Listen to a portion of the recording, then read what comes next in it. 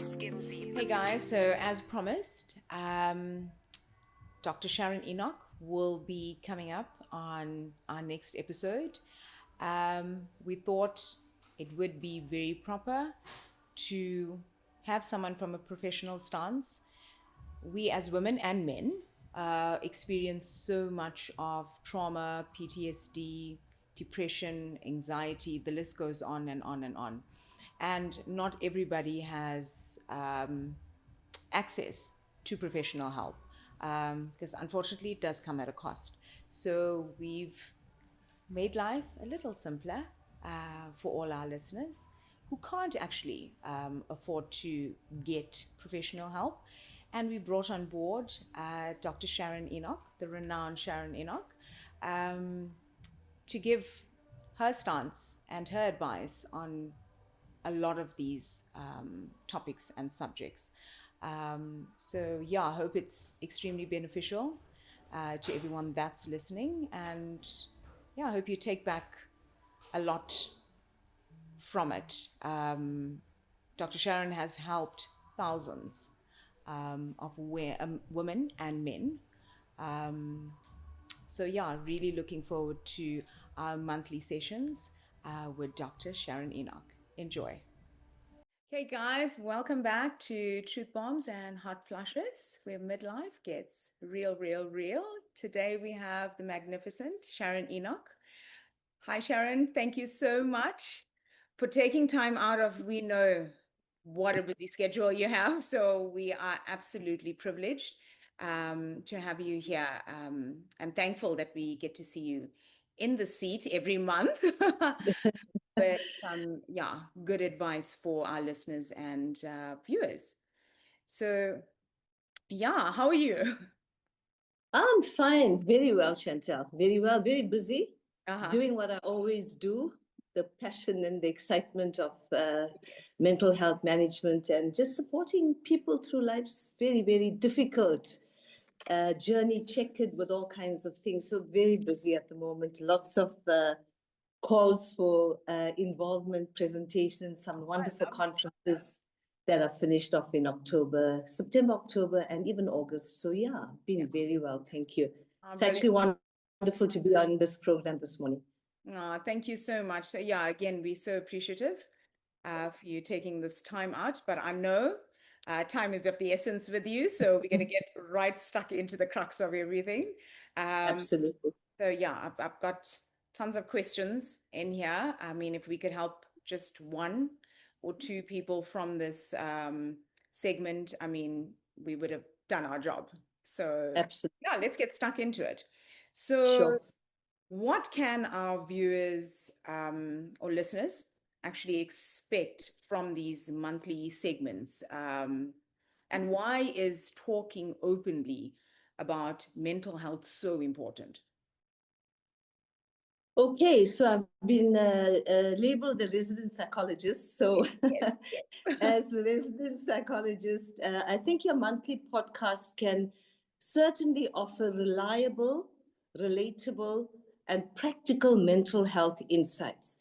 So, what can listeners expect?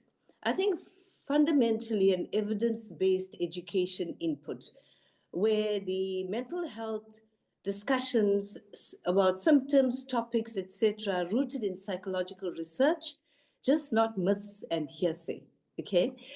Yeah. And secondly, practical tools, practical strategies, because coping with things like stress, anxiety, depression, trauma, relationship challenges are not easy things. So we can expect some strategies there.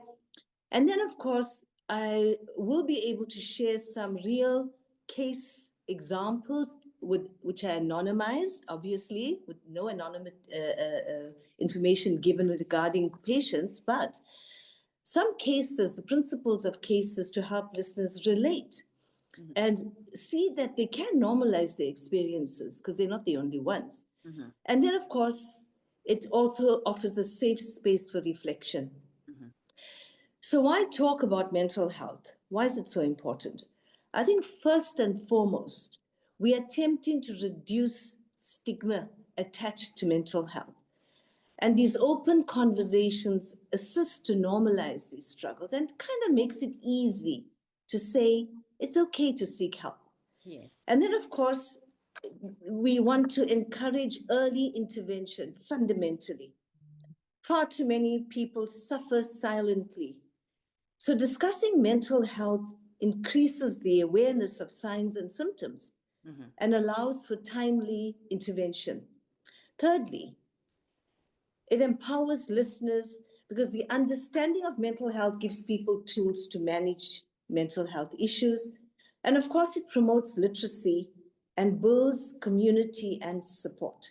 Yeah. Sharing experiences reminds them that they're not alone. Yeah. So, like, I know today we're going to be diving a lot into depression, divorce, PTSD. These three words on its own, it does carry a lot of weight.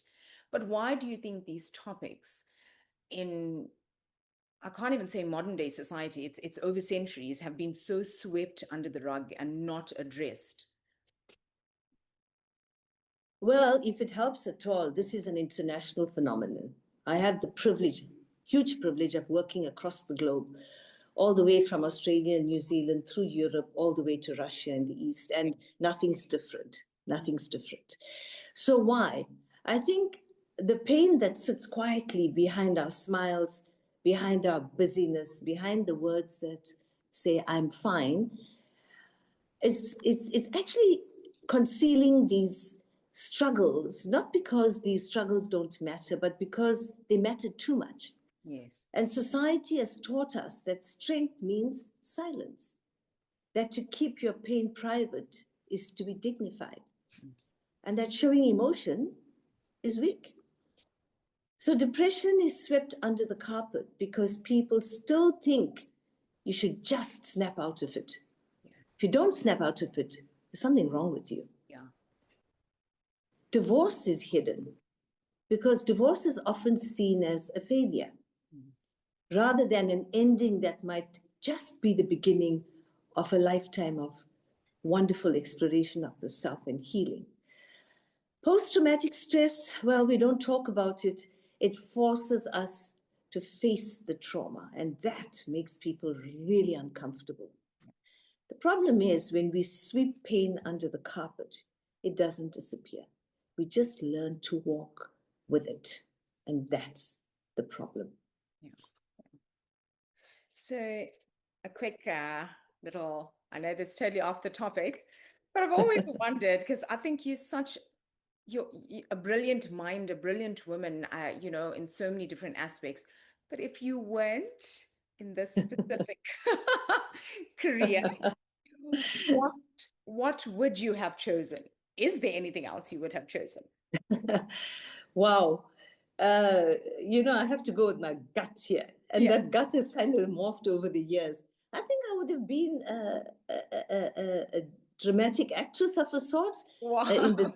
in the dramatic arts, Yeah. because I think I would have used that as a medium to convey messages to people. Seems that that's what's at the core of me. Yeah. Wow. Two complete different ends. I couldn't believe that when you asked that, the first gut, I mean, there's many things that I might have wanted to do, Yes. but that was my gut response. Dramatic arts would just I think it brings out all aspects of who I am. Oh, Yeah. love. Brilliant. Thanks for that. And sorry about the little blind side there, but Okay. I so, enjoy that. okay, we're getting back to being serious now. So, Yes. what are some of the early warning signs of depression that people or our loved ones, friends, family, that they often miss? And we just shun it over and think, yeah, it's just one of those days. Yeah. I think it's an absolutely brilliant question. I can't thank you enough for asking this question, because you see, depression does not just stare you in the face. I think one of the first indicators is a very subtle withdrawal. Mm-hmm. People start to pull away, usually from social activities or activities that include family and loved ones. And it's not an abrupt thing, it's gradual. And you'll find that they cancel plans, they stop replying messages, your WhatsApps go blue ticked, no response or no blue tick at all, or they just want to be alone. And they often tell you they need space. But isolation is one of the most fundamental red flags that something's not okay. Secondly, people feel constantly fatigued. They lose energy, physically drained even after they've had a good night's rest, hopefully.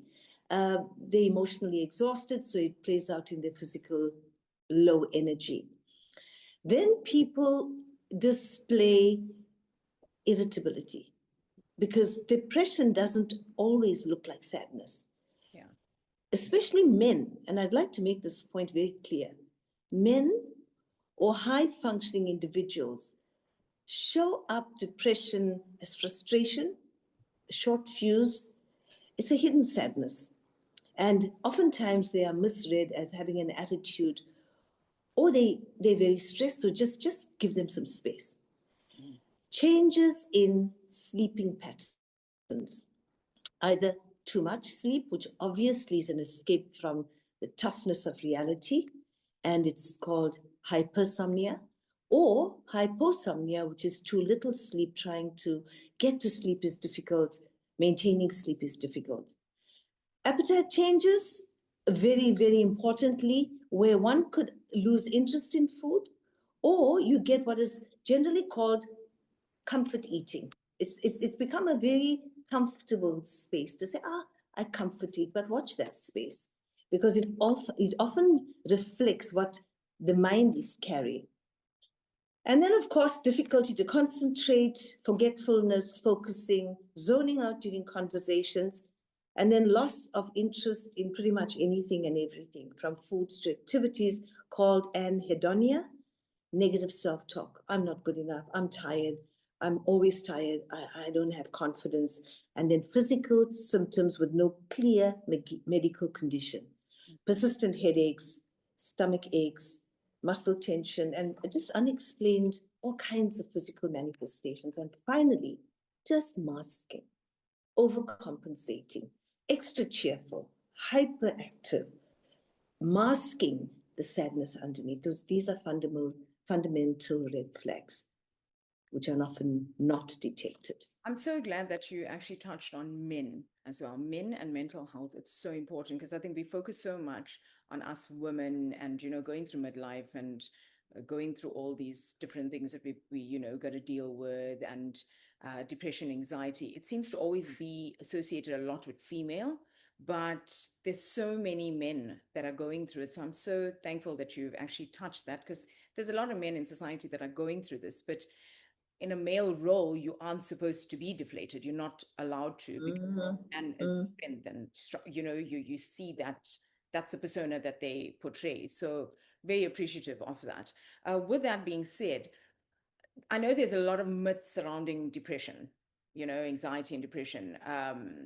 What's one of the myths you would like to actually bust about depression? The myth that one can snap out of it. It's one of the biggest myths about depression, and it is absolutely not true. The myth sort of embodies, if you try hard enough, if you pray harder, if you think positively, you can snap out of it. Depression doesn't work like that, because it's not a mood you choose. It's a storm that moves through your mind and body without permission. You don't choose it. So you cannot outthink it. You cannot outpray it. You cannot outrun it. And it's not an illness. It's a struggle. And even the strongest people who appear to hold everything together find themselves in really dark spaces. So is it an illness or is it a barrier? That's the question. Yeah. I think so often, more than not, we look at mental health as an illness. Absolutely. And that's what also closes a lot of people off to expressing themselves about how they feel, because now there's going to be a stigma on me that, I'm ill. I'm mentally ill. 100%. And yeah, so it creates that barrier. So with someone who currently is maybe listening to you right now and is slipping slowly into depression, noticing the little telltale signs here and there, what's your advice to them? Yeah, or what's one practical thing that they could do to get it started, to get the healing process started? Or yeah. Yes, that's a big question because people come up with all kinds of ways to help. But having really, really filtered that through 21 years, I think when you start feeling that slipping away and your days feel heavier and the world starts to lose its color, don't try to fix it. Don't. Just say something to someone. I cannot overemphasize that because most times people's resources are completely depleted. So asking them to take a walk or take a shower or just listen to something that encourages you, they don't have the energy. Yeah. But they may be able to whisper to someone. So say something to someone. And I've always encouraged people to please reach out to your medical doctor, the one that you trust with your physical health, the one that's built a rapport with you, is the person that you just let him know that life is losing its color and he will know how to start the first step to assist you. Brilliant. Thanks so much for that. So back to a little something silly. What is one of the silly things that make you laugh? Because I'm sure you have days where you're like, oh, this has been a day. So what keeps you together and makes you laugh? And this might not sound typically psychologist-y, but when people trip and fall for no reason. I mean, come on, you just trip and fall. And I can't help it. I just can't help it. I pack up and I trip and fall. I laugh the loudest and I'm inclined to trip up the staircase. So Yes. I love it. I love it. A good trip will definitely get everyone laughing.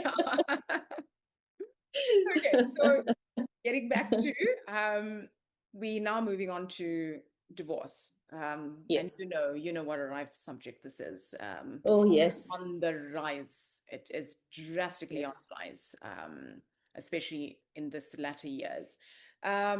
Why do you think divorce is described? Because I've even heard this like quite a bit.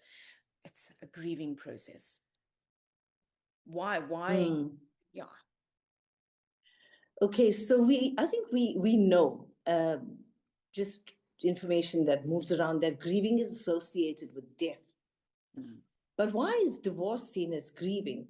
Because when a marriage ends, it also represents loss. Yeah. Actually, it's a little bit worse than death because the person is still around Yeah. and you have constant reminders of what you've lost. So it's just not a legal process because when a marriage ends, we lose a partner, we lose shared dreams, we lose emotional and physical intimacy, we lose a sense of identity and often the stability we relied on. So we don't just grieve the loss of the relationship, but the life that we imagined would be until we death do us part or we go into the sunset of the latter stages of life. And then, of course, family and friendships could change. Oftentimes, plans vanish. And even the version of ourselves that we had seems that it's somewhere lost in transit. And all this is natural. It does not mean that we have failed. What it does mean is that you've gone into a space that needs to be reintegrated back into oneself.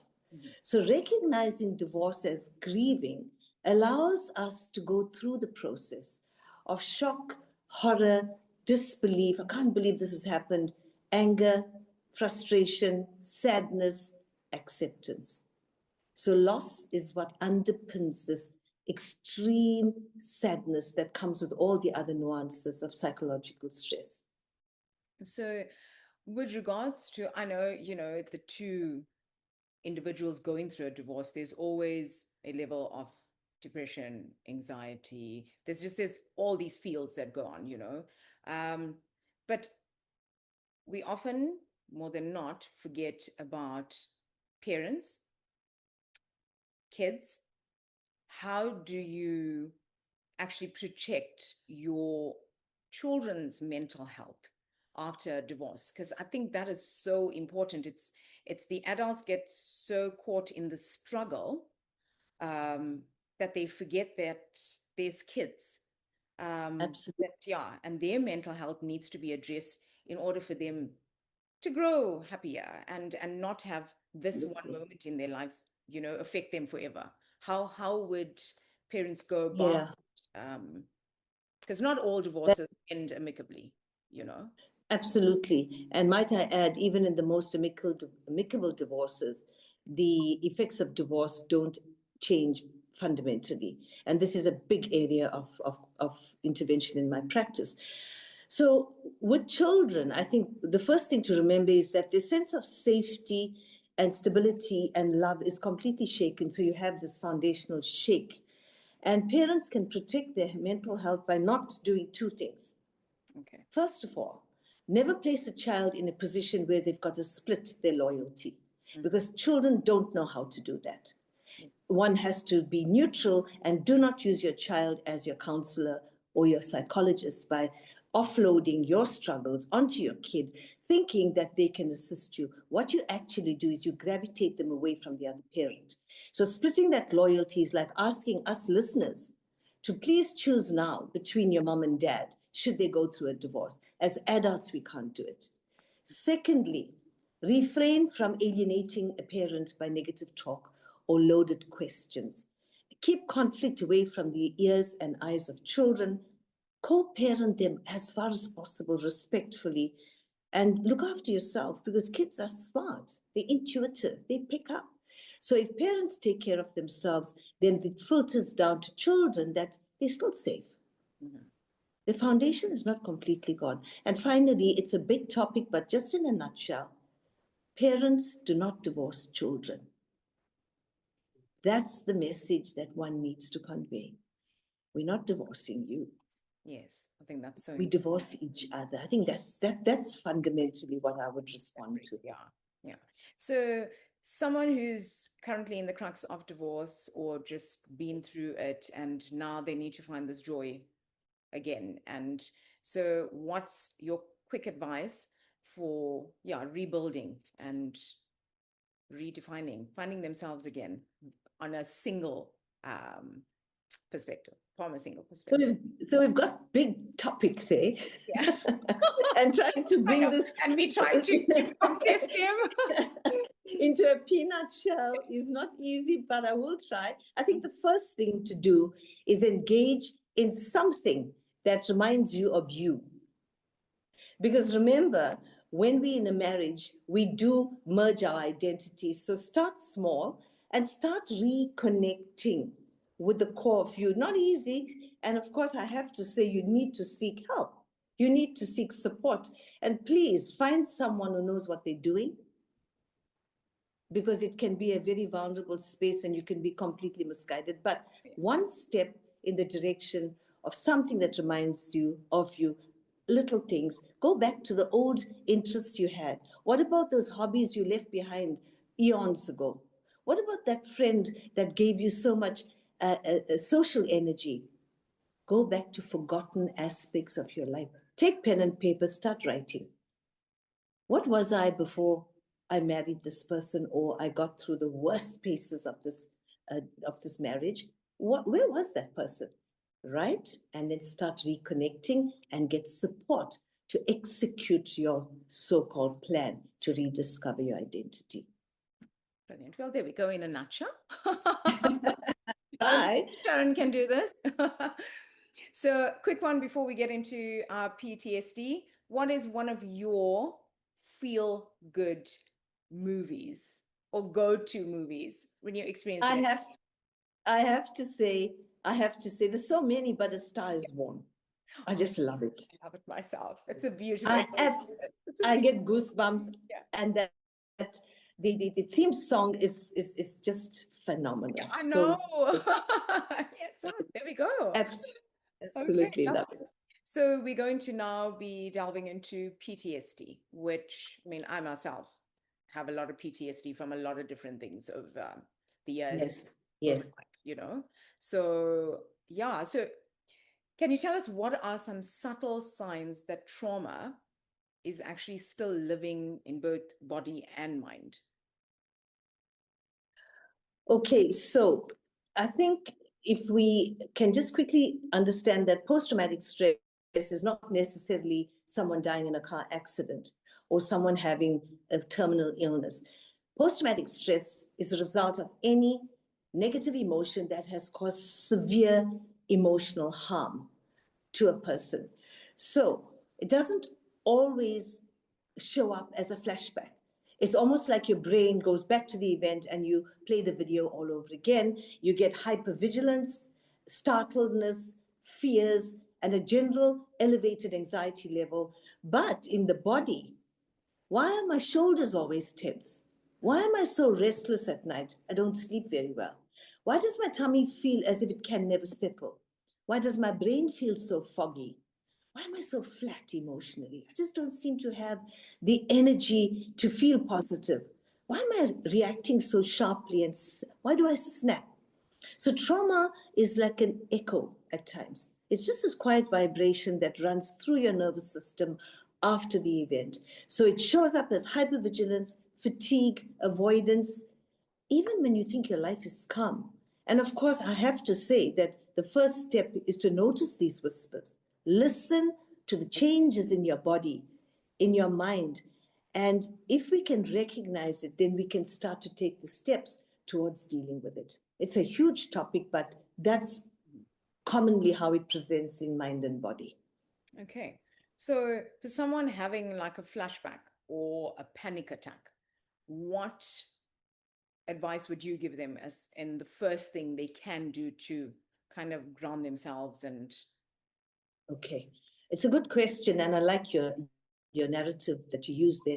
How do they ground themselves? And that's fundamentally what you do first. It's not the answer, but it's the fundamental first step because you become unhinged, yeah. you become dislodged, you're ungrounded. It feels like your control is losing momentum. You're losing control of your faculty. So first of all, the simple way is one of what I call the 5 4 3 2 1.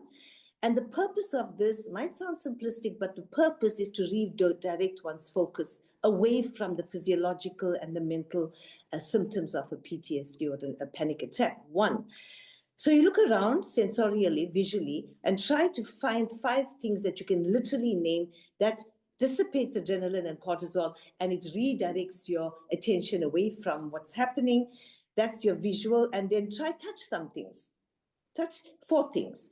And then listen for sounds, three sounds. And then can you notice any olfactory smells in the environment? And then what do you feel in your mouth? Now that sounds quite corny. It's Yeah. not.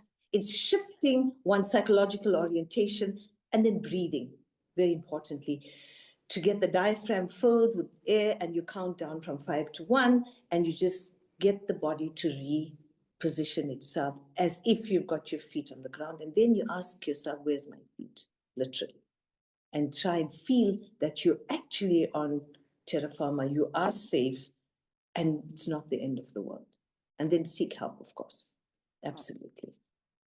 Thanks so much for that. So when would you think is the time to reach out for professional help?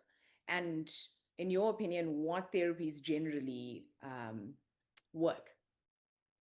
Okay, I think, Yeah. yeah, I think when the flashbacks, when the anxiety and the panic becomes overwhelming, and you start to feel that it's actually trapping you in triggers all the time, all kinds of things, and it's a frequent occurrence, it's persistent, it interferes with daily functioning, that's your red flag. When that happens, you have to seek help. Now, traditionally, there were many therapies, and I have to say, there have been CBTs, there have been EMDRs, and those are beautiful therapies. But the most recent groundbreaking elimination of the effects of trauma is called brain working recursive therapy. Please go online, have a look. Yeah. The acronym is BWRT. Brain working recursive therapies, unlike traditional talk therapies that work in the conscious mind, BWRT works in the pre-conscious mind, in that part of the brain that produces the feelings and thoughts and behaviors before they can reach the conscious individual. So it precedes us. And then it stops us in our tracks. What does BWRT do? It stops the effects in the pre-conscious mind, rewires the brain, and replaces the feeling. And when the patient is triggered, there is nothing. It is a silver bullet for post-traumatic stress disorder. It's amazing, absolutely amazing. Okay, so Shem, I'm going to speed this up quickly because I know because we're on Zoom, it is going to, cut off a bit, soon. So quickly, if you could give our listeners one mental health toolkit to carry into everyday life, what would be inside it? I think the first thing is your breathing, sensory experiences. I've gone over that. Check your emotions, understand what you're feeling, label those emotions, write them down if you have to.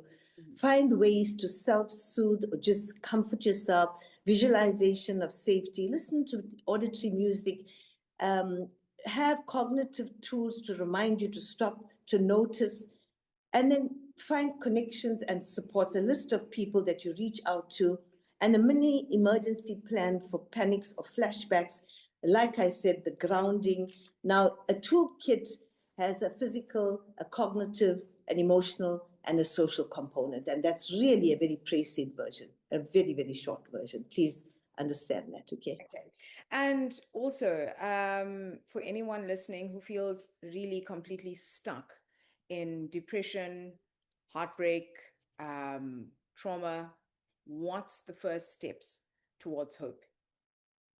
I think I'm going to have to repeat myself, unfortunately, because you don't have to fix it because you can't.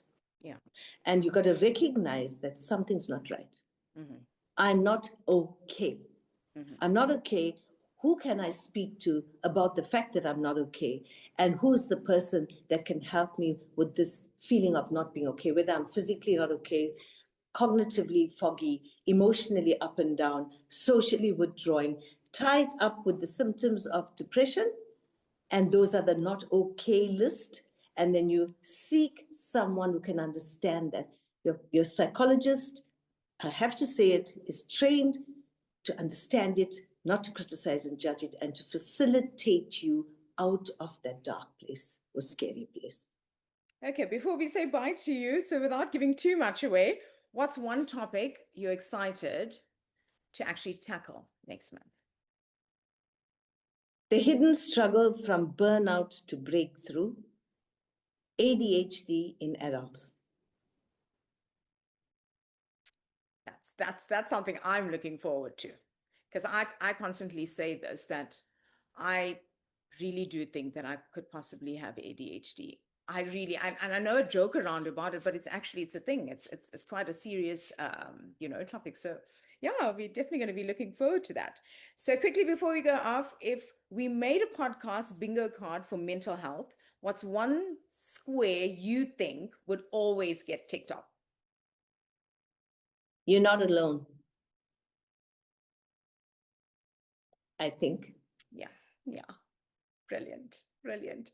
Thank you so much, Sharon, for taking this time off. Again, we really appreciate you so much. And I'm really looking forward to our next session next month. Yes, But you yes, take care. me too. Have a beautiful, blessed day ahead. And yeah, bye. Thank you, Chantal. It's been an awesome privilege, and I hope it's helped somebody somewhere out there. Have a blessed day as well. Take care. Take care. Bye-bye. Bye. Bye-bye.